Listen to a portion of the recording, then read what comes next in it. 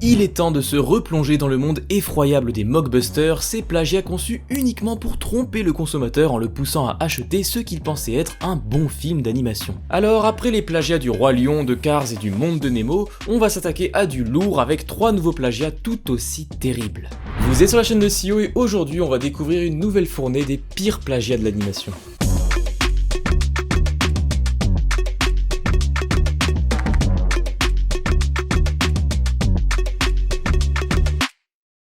Pour commencer, on va voir un film qui a osé plagier le Pixar préféré des Français, Ratatouille. Un film qui nous plongeait dans un Paris magnifiquement reconstitué, un film qui nous embarquait à la hauteur d'un rat dans les cuisines d'un restaurant étoilé, un film qui se voulait être une ode à la gastronomie française et au plaisir de cuisiner. Bref, aujourd'hui on va devoir entacher la mémoire de cette merveille de Ratatouille en parlant de son plagiat, Ratanouille. Oui, c'est vraiment le titre choisi pour la version française. Je peux vous donner le titre original aussi, mais c'est pas forcément mieux, c'est Ratatouing. Bon, tout ça nous met l'eau à la bouche, lançons ce film.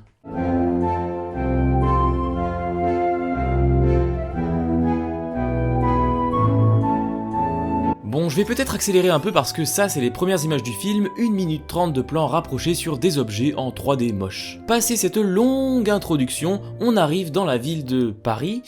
Et non, ça se passe à Rio de Janeiro, un clin d'œil qui nous rappelle que le film a été fait par Video Brinquedo, le fameux studio brésilien qui n'en est pas à son coup d'essai. Donc visiblement, en choisissant l'une des plus grandes villes de leur pays, ils tiennent à faire de Ratanouille une fierté nationale. Bon, en réalité, le choix de la ville n'aura pas une si grande importance puisqu'après ce vague plan de coucher de soleil, on ne reverra plus jamais la ville. Ce qui est quand même une différence notable. Là où dans Ratatouille, Paris était presque un personnage à part entière, dans Ratanouille, ils ont fait le choix de l'économe. De l'originalité, en ne montrant pas trop les décors. On nous présente donc le restaurant de Ratanouille réservé aux rats et on nous introduit son chef Marcel Nouille. Considéré comme le chef le plus talentueux de la ville, il prépare des délicieux plats tels que des mouches au gorgonzola ou des tourtes aux larves. Ouais, en fait, comme c'est des rats, pour eux c'est appétissant. C'est drôle, hein. Marcel est accompagné de Carole, une rate à la démarche étrange, et Greg, un rat qui répète toujours de la même façon débile le mot « exactement ». Exactement. Le petit secret qui fait de Marcel le numéro 1, c'est que pour se fournir en ingrédients, il part fréquemment en mission avec ses collègues pour dérober de la nourriture dans un restaurant humain. Et quand je dis qu'ils partent en mission, c'est pas une expression, je vais vous montrer, on a même droit à un montage de fou furieux ultra dynamique pour bien faire monter la pression. Non, vraiment, vous êtes pas prêts.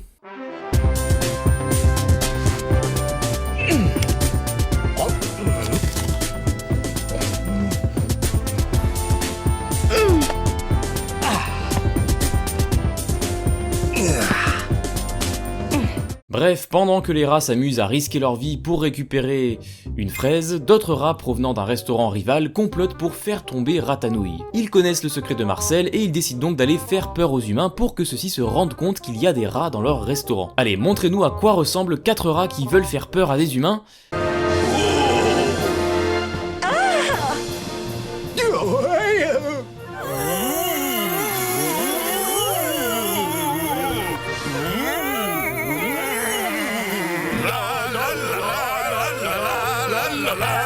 Non, en effet, je confirme, c'est terrifiant. Les humains se mettent donc à avoir peur, enfin pas au point de se lever de leur chaise non plus, et quand on voit la gueule des rats, ça donne envie de voir à quoi ressemblent les humains d'ailleurs. Et bizarrement, ils ont fait le choix de ne montrer que leurs jambes. Sage décision. On avance, le plan des méchants rats a marché, les humains ont posé tout un tas de pièges qui vont gêner Marcel et ses amis dans leur mission. Oui d'ailleurs, vu que c'est une nouvelle mission, on a droit une deuxième fois au jingle.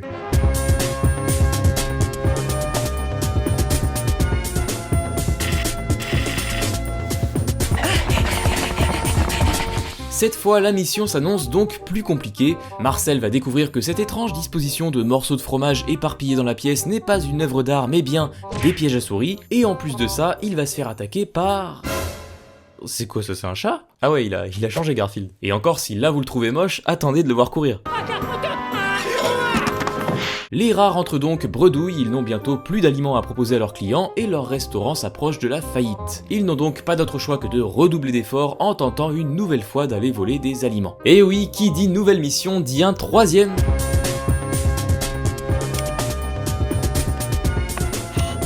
Bon, je vais abréger pour celle-là. Marcel prend les devants en attirant l'attention du chat pendant que ses compères récupèrent le fromage. Au moment de partir, ils sont interrompus par 2 rats du restaurant rival qui veulent leur voler leur sac de fromage. Mais attention, qui voilà, c'est Marcel sur le dos du chat qui a réussi à le domestiquer. Le chat livre donc les 2 méchants rats aux humains. Marcel peut à nouveau voler des ingrédients et faire remarcher son restaurant. Et d'ailleurs, il y réserve même une table pour le chat qui, au passage, s'appelle Charles-Édouard. Posez pas trop de questions. Voilà en gros l'histoire de Ratatouille. Et encore, je vous épargne les scènes d'action palpitantes à en faire rougir Mission Impossible. Marcel, laisse tomber le chocolat, dépêche-toi! Ou encore les dialogues intenses comme ce débat profond sur le cheddar qui est des plus intéressants. Et puis le cheddar est mon fromage préféré. Ah oui? Écoute-moi, c'est pas du fromage, c'est du plastique. Chérie. Oh, t'embête pas, maman. Tu sais, il y a un truc qui sait pas. J'adore le plastique. Et toc. C'est quoi cette répartie? J'adore le plastique. Et toc. Alors que dire de Ratatouille si ce n'est que c'est moche? Et au cas où vous en doutiez, c'est sorti en 2007, la même année que Ratatouille. Et un tel rendu aussi moche en 2007, ça soulève une question. Mais pour la comprendre cette question, il faut d'abord que vous compreniez le process de la 3D. Quand on fait une animation 3D, en tant qu'animateur, les personnages qu'on voit sur notre écran, ils sont pas très jolis. Parce que tout ce qui est texture, lumière, affichage des fourrures, des vêtements, tout ça, on le désactive pendant l'animation. Ça permet d'alléger le fichier et ainsi pouvoir travailler sur un ordinateur rapide. Ensuite, quand on veut checker son animation, on peut lancer ce qu'on appelle une preview, ce qui va faire une sorte de mini rendu de l'animation en vidéo. Un rendu qui sera pratique pour l'animateur, mais encore une fois, pas très joli. C'est seulement à la toute fin du processus qu'on lance le rendu final, ce qui demande en général beaucoup de temps de calcul pour les PC, mais qui donne à l'arrivée une image magnifique. Et maintenant que vous savez ça, revenons-en à Ratatouille. Quand on voit ces images, la question se pose, est-ce qu'il n'aurait pas juste oublié l'étape du rendu? Est-ce qu'on serait pas juste face à une compilation de toutes les previews dégueulasses sorties par les animateurs? En vérité, je ne pense pas, parce qu'on peut voir des reflets ou certains matériaux qui sont bel et bien texturés. Mais le rendu est tellement fade et plat que c'est à se demander si l'étape du compositing elle a pas juste disparu du process. De toute façon c'est simple, il suffit de chercher compositing dans le générique. Bon c'est en portugais du coup, composição. Ah, finalização, ça doit être ça. Et bah Chrisia, je sais pas combien t'as été payé mais dans tous les cas, beaucoup trop. Non en vrai c'est toujours surprenant de voir le nombre de gens qui ont bossé sur un tel projet, puis on parle quand même d'un budget de 80 000 $. C'est incomparable au budget de Ratatouille mais ça reste 80 000 $ investis pour ça. Et le dernier truc surprenant, c'est que si j'en crois la page Letterboxd du film, juste ici on peut lire le mot theatrical. Pour les moins anglophones d'entre vous, ça veut dire que cette merde a été diffusée au cinéma. Et vous savez ce qui a aussi été diffusé au cinéma? Le deuxième plagiat dont on va parler aujourd'hui. Mais avant ça, je dois vous faire une confidence. Regarder tous ces horribles plagiats, c'est une réelle épreuve psychologique pour moi. Et pour se préparer mentalement à tout ça, il est important de bien s'hydrater. Et oui, c'est le tout premier partenariat de la chaîne, j'ai nommé Oli. Il s'agit de boissons allant de l'énergisant à l'ice tea en passant par le milkshake, tout ça sous la forme de sachets en poudre. Comme ça, on limite au maximum tout ce qui est déchets plastiques. Regardez, c'est tout simple, je prends mon shaker, je mets un demi-litre d'eau, j'y ajoute mon sachet, et après avoir secoué un peu, j'ai une délicieuse boisson au goût de poire. Ouais, ça c'est mon goût préféré. Mais en parlant de goût, vous avez l'embarras du choix puisqu'en ce moment c'est la Black Week. Et Oli s'est changé pour l'occasion en un véritable bar à bonbons. C'est donc le retour de parfums tels que Bubblegum Butterfly ou Frosty Fox, mais c'est surtout l'arrivée du nouveau goût Oli Energy à la barbe à papa. C'est un bon moyen de revenir en enfance, perso de la barbe à papa, c'est un truc que j'avais pas mangé depuis au moins 10 ans.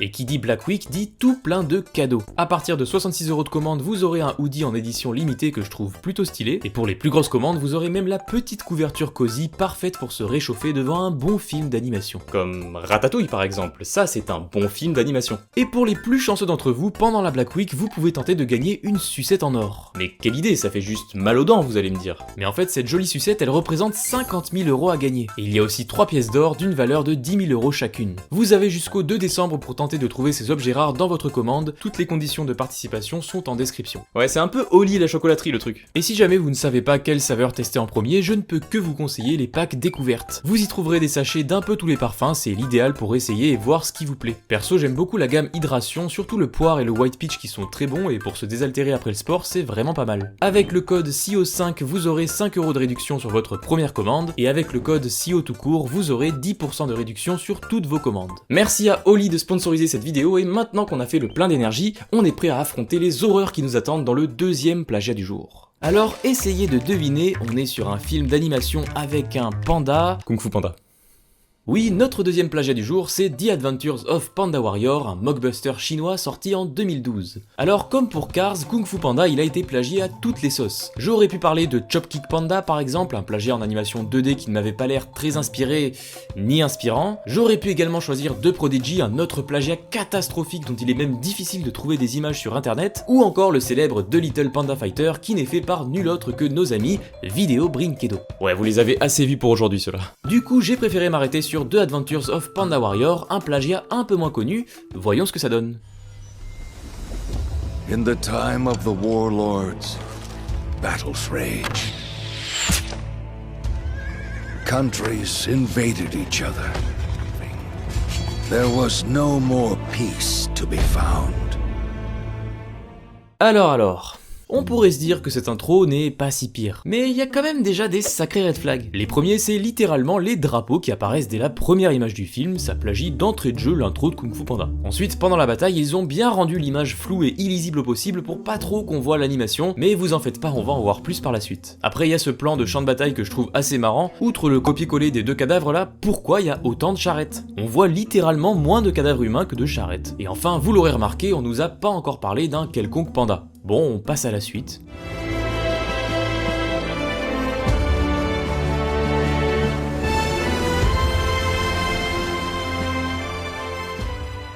On arrive donc dans un campement d'une armée chinoise où ça s'entraîne dur, sauf pour un mec qui roupille tranquillement. Et vous l'aurez deviné, il s'agit du héros du film. Alors dans la version originale il s'appelle Jin Bao, mais pour la version anglaise il a été renommé Patrick. Bon déjà, bonne chance pour raconter une histoire épique quand ton héros s'appelle Patrick, et ensuite on remarque que ça n'est toujours pas un panda. La nuit venue, le campement de Patrick va se faire attaquer par une pluie de flèches enflammées, et voilà la réaction de notre grand héros.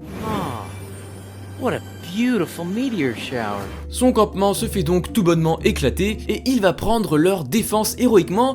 Non, je déconne, il va prendre la fuite en se faisant charger par un taureau. Le titre apparaît alors The Adventures of Panda Warrior alors qu'on n'a toujours pas vu l'ombre d'un panda. Après nous avoir montré les noms des acteurs sur un fond d'espace galaxie complètement hors sujet, on reprend sur Patrick qui tombe d'une falaise. À ce moment-là, son amulette qui lui a été remise par son grand-père va s'illuminer, ce qui va l'envoyer à Maryland et attention jumpscare, Coucou. il se retrouve face à une fille ninja cochon volante. Patrick découvre qu'il a été lui-même transformé en panda, enfin le voilà, et comme il est toujours en chute libre, la fille cochon, ouais on va éviter de dire la cochonne, on va être plus malin que ça, la fille cochon voit qu'il n'a pas appris à voler et elle va donc l'aider à atterrir en douceur. A partir de là, je vais vous résumer très rapidement l'histoire parce que pour un film de merde, il est quand même long. Je veux dire, Ratanouille, il avait au moins la décence d'arrêter le massacre à 40 minutes, là on est sur 1h18 de souffrance. Donc, la fille cochon apprend à Patrick que Maryland est gouverné par un gros méchant pabo et son armée, mais selon la prophétie, un guerrier panda sauvera le royaume. Ils partent donc à l'aventure, rencontrent des ennemis sur leur chemin, se font des alliés comme par exemple une menthe religieuse. Non mais c'est peut-être juste une coïncidence. Ils réunissent les meilleurs guerriers du royaume, attention ça envoie du lourd, on a un coq de combat, un chien qui fait du nunchaku, un lapin qui fait du vent avec ses oreilles, une chèvre qui s'appelle Go Go Goat, un hippopotame ventripotent. Bon allez c'est bon, arrêtez les conneries là, c'est quoi la suite? Un singe qui tire au bazooka aussi? Non... Tout ce beau monde, évidemment, ils ont un nom d'équipe, c'est les 7 merveilles, à ne surtout pas confondre avec les 5 cyclones, hein, ça n'a rien à voir. Ils vont à la rencontre de leur chef, un lion qui porte le nom très original de Léo et qui va expliquer à Patrick l'histoire de Maryland. Une histoire à base de baleines, de Dragon Ball, d'un rat maléfique qui a pris possession de la baleine pour la transformer en serpent à 9 têtes... Patrick apprend que le fameux guerrier panda c'était en fait son grand-père, il va passer à son tour un entraînement et avec tous ses copains réunis, ils vont terrasser le serpent à 9 têtes. Ah oui aussi, il sauve une princesse accessoirement. Le film se termine par une magnifique danse générale et on a une dernière scène qui passe pendant le générique de fin montrant que Patrick est revenu sur Terre, il se bat avec son chef en étant complètement bourré, il lui fait la technique des 1000 ans de souffrance de Naruto, et voilà, fin du film. Enfin. Alors je vais peut-être vous surprendre mais dans ce film, il y a quelques points noirs. Non, je veux dire, il y a vraiment des points noirs. Regardez bien la grosse tête du panda, il y a tout plein de petits points noirs à la con là qui popent de manière random. Ça veut juste dire qu'ils ont mal réglé leurs outils 3D qui gèrent les fourrures. Mais bon, ça va, hein, c'est pas comme si c'était le personnage qu'on voit le plus souvent à l'écran. L'animation a un rendu assez chelou, elle semble être faite avec une sorte de motion capture mal gérée elle aussi. Par exemple, les corps bougent à peu près correctement, mais les yeux n'ont pas du tout été corrigés pour aller avec ces mouvements. Résultat, tous les persos ont l'air morts de l'intérieur. Et en même temps, vu le film dans lequel on les a mis, on peut les comprendre qu'ils ont envie de mourir. D'ailleurs, en parlant des personnages, qu'est-ce que c'est que ces designs? Il y a absolument aucune cohérence entre eux, on dirait qu'ils viennent tous d'un film différent. Ça pourrait être la galerie des persos d'un Super Smash Bros. Vous l'avez vu, l'ensemble du film est une vaste blague, si seulement elle était drôle. Devinez par exemple comment la fille cochon arrive à s'envoler. En pétant bien sûr. Bon, en fait, elle utilise ses P dans à peu près toutes les situations, puisqu'elle s'en sert aussi pour vaincre ses ennemis. Et à un moment donné, quand elle est possédée par le méchant, voilà comment ils font sortir l'esprit maléfique de son corps. Le film essaye comme ça de placer des blagues maladroitement un peu partout. On a ce moment aussi où Patrick essaye de faire du feu et la fille cochon lui sort un briquet, bref de la grosse marade en barre. Le chien fait une démo de Nunchaku qui se termine mal. On a une racine de ginseng qui joue du banjo. Enfin d'ailleurs c'est un instrument chinois qui s'appelle le eru, comme ça on aura appris quelque chose grâce à ce film, incroyable. Allez, on va rester sur cette note positive, on oublie définitivement ce film et on passe au dernier plagiat de la vidéo. Qu'est-ce qu'il nous reste à voir? Ah, on va être sur du plus récent puisqu'il s'agit d'un film sorti en 2020 qui a tenté de plagier En Avant, sorti par Pixar la même année. Dans sa version originale, ce film s'appelle Onward et le dernier plagiat du jour c'est donc Homeward. Ouais, on va revenir sur l'affiche après, lançons le film déjà pour commencer. Homeward s'ouvre sur une jolie collection de plantes en pot et... ah non, c'était visiblement une technique de camouflage.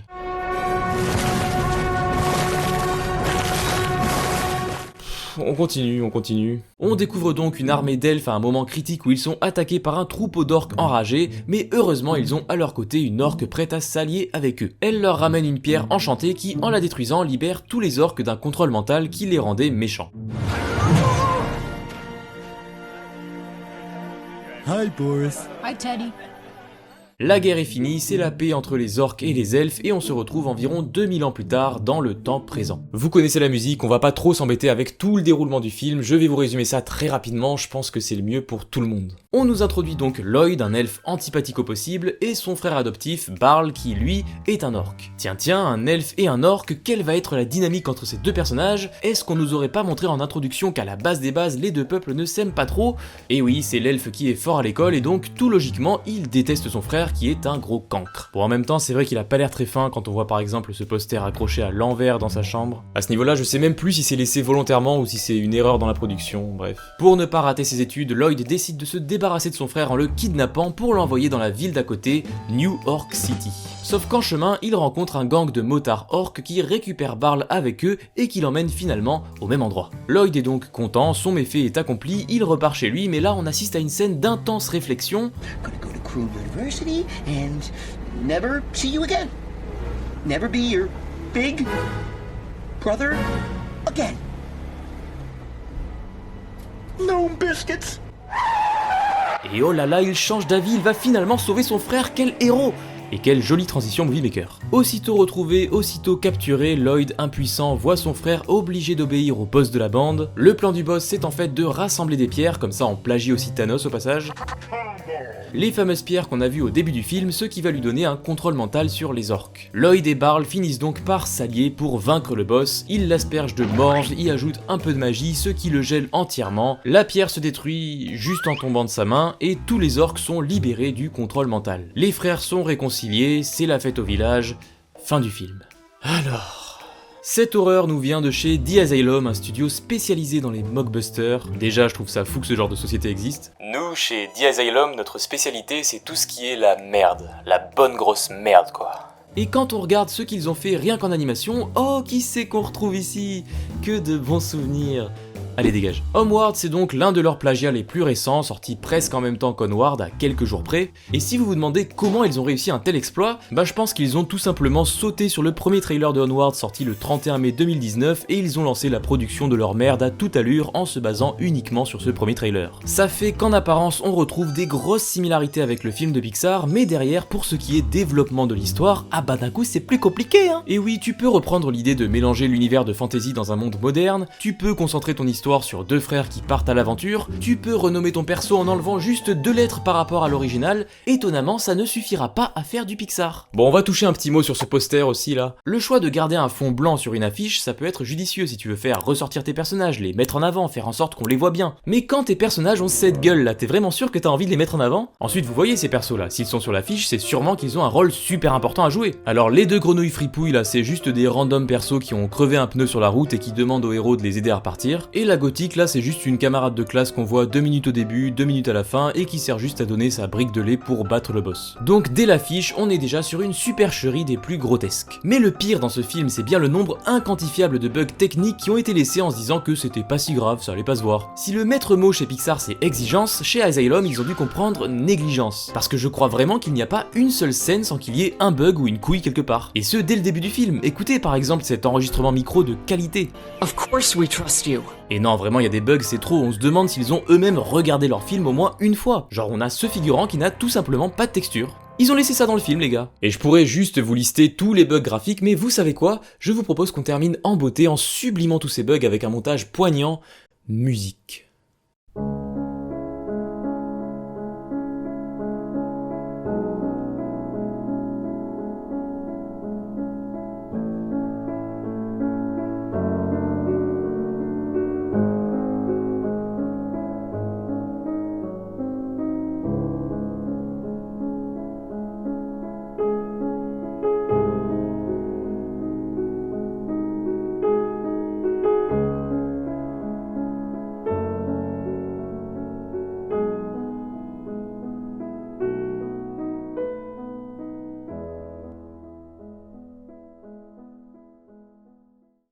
J'espère que cette vidéo vous a plu. De mon côté, je vous cache pas que c'est des vidéos qui sont réellement éprouvantes à préparer. De ce que j'ai vu, on commence à avoir fait un peu le tour des principaux plagiats, mais si vous connaissez des pépites du genre, n'hésitez pas à le dire en commentaire. Merci encore au partenaire Oli, je vous remets mes codes à l'écran. Vous avez vu, il y a tout plein de cadeaux offerts dans les commandes, donc si Oli vous tente, c'est le moment d'essayer. J'adorerais que ça soit un de mes abonnés qui gagne les 50 000 €. Si vous aimez l'animation, la bonne animation, vous êtes quand même au bon endroit, vous pouvez vous abonner à cette chaîne et me suivre sur mes réseaux. Je vous recommande l'épisode précédent de ce format, si vous voulez une deuxième dose de dégueulasserie, ça se passe ici. Et sinon, on se retrouve bientôt pour une nouvelle vidéo. Sur ce, c'était Sio, ciao, à la prochaine.